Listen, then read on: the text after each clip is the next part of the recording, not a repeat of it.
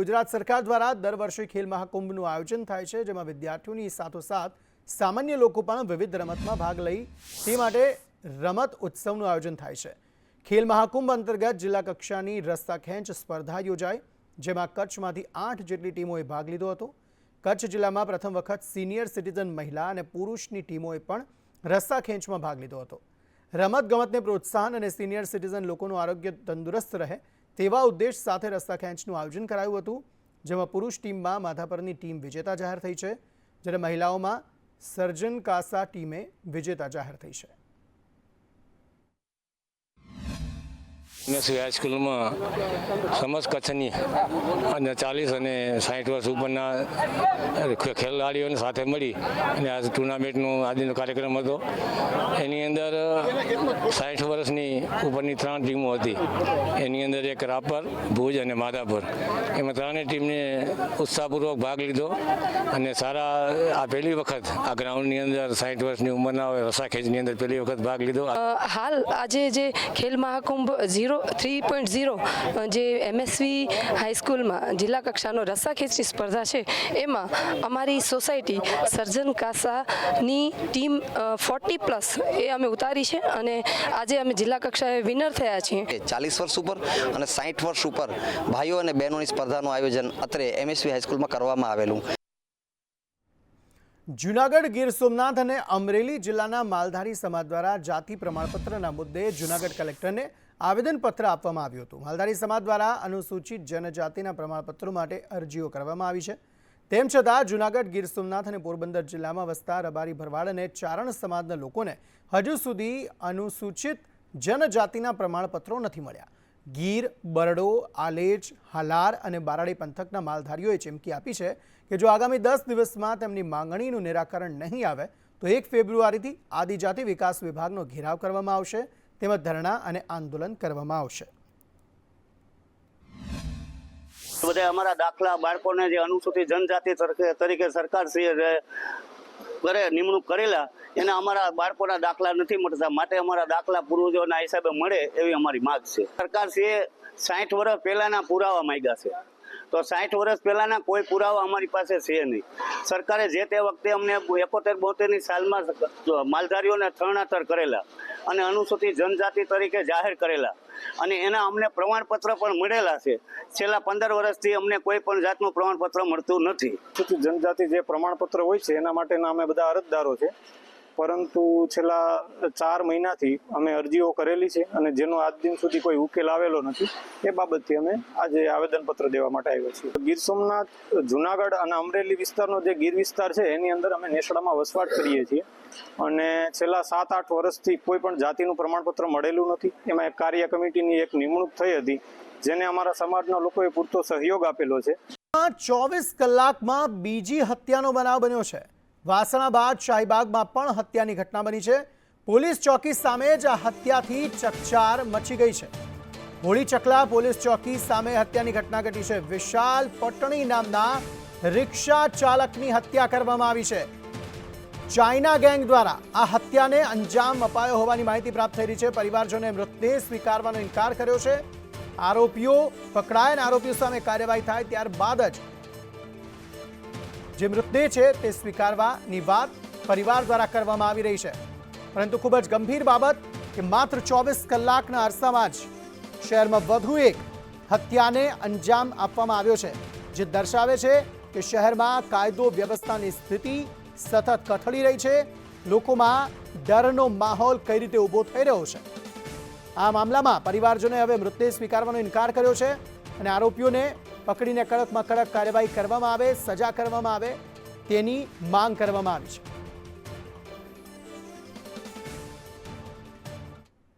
ગુજરાત યુનિવર્સિટીના પ્રોફેસરની લીલાના આક્ષેપ। આંકડાશાસ્ત્ર વિભાગના પ્રોફેસરની લીલા સામે આવી। માનસિક ત્રાસ, અપમાન કરતા હોવાનો આક્ષેપ આંકડાશાસ્ત્રના પ્રોફેસર છે પ્રોફેસર પ્રવિન્દર સિંહ। વિદ્યાર્થીઓએ કુલપતિને 36 પાનાની ફરિયાદ કરી છે। આંકડાશાસ્ત્રના લેડીઝ રૂમમાં સીસીટીવી હોવાનો તેમાં ઉલ્લેખ કરાયો છે। સીસીટીવીથી વિદ્યાર્થીનીઓને તે જોતા હોવાનો પણ આક્ષેપ કરાયો। પ્રવિન્દર સર્વિસ ટેક્સ લેતો હોવાનો પણ પત્રમાં ઉલ્લેખ કરાયો છે। વિવિધ સેવાઓના ચાર્જ લેતો હોવાનો પત્રમાં ઉલ્લેખ કરાયો છે।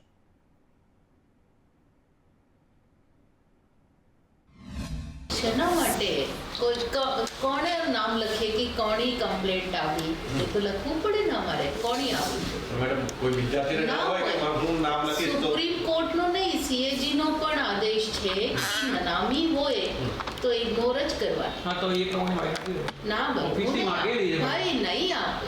ये आरोप मेरे को बदनाम करने के लिए और डिपार्टमेंट को बदनाम करने के लिए, यूनिवर्सिटी को बदनाम करने के लिए, इवन सरकार को बदनाम करने के लिए ये सारे आरोप मेरे पर लगाए गए हैं जितने भी हैं. और ये किसी द्वेष भावना से मेरे खिलाफ, डिपार्टमेंट के खिलाफ ये कार्य किया हुआ ऐसा है. मैं यूनिवर्सिटी और सरकार से एक निष्पक्ष जांच के अनुरोध करता हूं. कुछ भी है, जहां पर भी यूनिवर्सिटी मेरे को बुलाना चाहेगी या यूनिवर्सिटी की कमेटी कोई भी मेरे को बुलाना चाहेगी, मैं उसके सामने हाजिर रहूंगा. मैं तो चाहता हूं कि ये सच पता होना चाहिए कि किस लोगों ने डिपार्टमेंट और यूनिवर्सिटी को बदनाम करने के लिए ये षड्यंत्र रचा है इस समय. ऐसा સુરતના વરાછામાં એક સ્ટુડિયોમાં ચોરી કરવામાં આવી છે. રણુજા ધામ સોસાયટીમાં સ્ટુડિયોમાં ચોરીને અંજામ અપાયો. લોખંડની ગ્રીલ તોડી ચોરો સ્ટુડિયોમાં પ્રવેશ્યા હતા. સ્ટુડિયોમાંથી કેમેરા, લેન્સ સહિત 1.96 લાખની ચોરી કરવામાં આવી. સ્ટુડિયો માલિકે આ સમગ્ર મામલે પોલીસ ફરિયાદ નોંધાવી છે.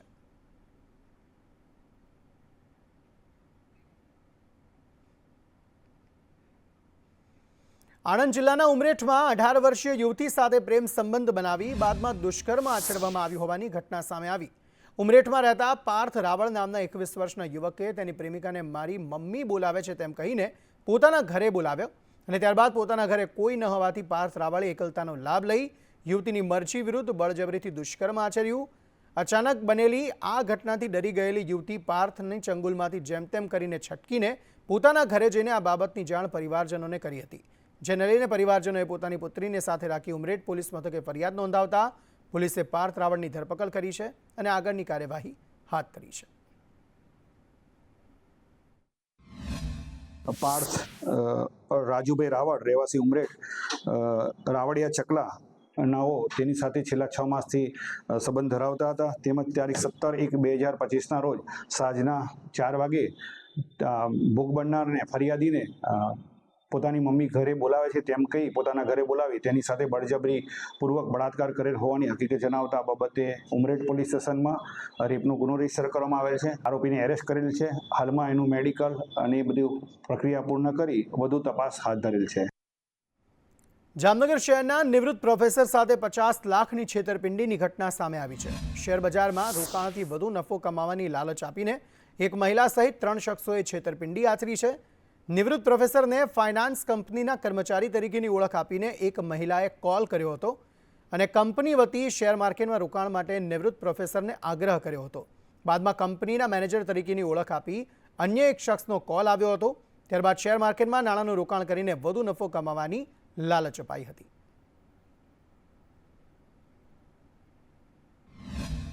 જે આ કામના મુખ્ય આરોપી છે બંટી ઉર્ફે અંકિત બંસીલાલ શર્મા, એના દ્વારા આ શેર માર્કેટમાં તેમજ કોમોડિટીઝ અને ઇક્વિટી શેર માર્કેટમાં રોકાણ માટેની લાલચ આપી અને સારા એવા રિટર્ન મળવાની લોભ આપી આ જે સિનિયર સિટીઝન ફરિયાદી છે એમના આશરે 50,13,328 જેટલા રૂપિયા એમની પાસેથી મેળવી અલગ અલગ રીતે અલગ અલગ ટાઈમે અને એને કન્ફરન્સ રિસર્ચની જે શેર માર્કેટનું ટ્રેડિંગની જે કંપની છે એમાં ઇન્વેસ્ટ કરવાની વાત જણાવી, પરંતુ એના દ્વારા કોઈપણ પ્રકારનું રિટર્ન અથવા તો કોઈપણ પ્રકારનું જે પૈસા લીધેલા તે પરત કરવામાં આવેલ નથી.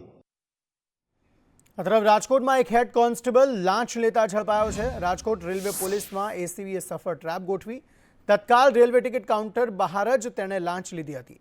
હેડ કોન્સ્ટેબલ 10,000ની લાંચ લેતા રંગે હાથ ઝડપાઈ ગયો. ચોરી કેસમાં ફરિયાદીના ભાઈ પાસે લાંચ માંગવામાં આવી હતી. હેરાનગતિ ન કરવા માટે કોન્સ્ટેબલે લાંચ માંગી હતી.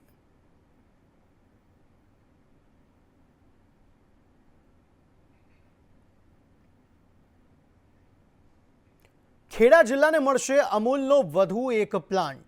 નડિયાદના ડભાણમાં અમૂલનો ચોકલેટ પ્લાન્ટ સ્થપાશે. 700 કરોડ રૂપિયાના ખર્ચે આ પ્લાન્ટની સ્થાપના થશે. અતિ આધુનિક મશીનરી સાથેનો પ્લાન્ટ સ્થાપવામાં આવશે. 1 થી 1.5 વર્ષમાં પ્લાન્ટ બનીને તૈયાર થઈ જશે. આ પ્લાન્ટ બનવાથી સ્થાનિકોને રોજગારી મળશે. ચોકલેટ પ્લાન્ટ અમારો જે મોગર છે એવો જ બીજો પ્લાન્ટ અહીંયા દાવડા દબાણની વચ્ચે નાખીશું. નાખવાનું મૂળ કારણ એ છે કે ચોકલેટનું પ્રોડક્શન અત્યારે ઓછું થઈ રહ્યું છે અને ચોકલેટ ખૂટી રહી છે. તો ચોકલેટ ખૂટે નહીં, ગ્રાહકોને સંતોષ આપવા અમે આ બીજો પ્લાન્ટ નાખી રહ્યો છે. અને મેઇન હેતુ એ છે કે નડિયાદ બાજુ રોજગારી ઊભી કરવી. કારણ કે અહીંયા બધા નેતાઓ થયા છે પણ એમને કોઈ રોજગારી મળે જિલ્લાને, પોતાના તાલુકાને, એવું કોઈ કામ નહીં કર્યું.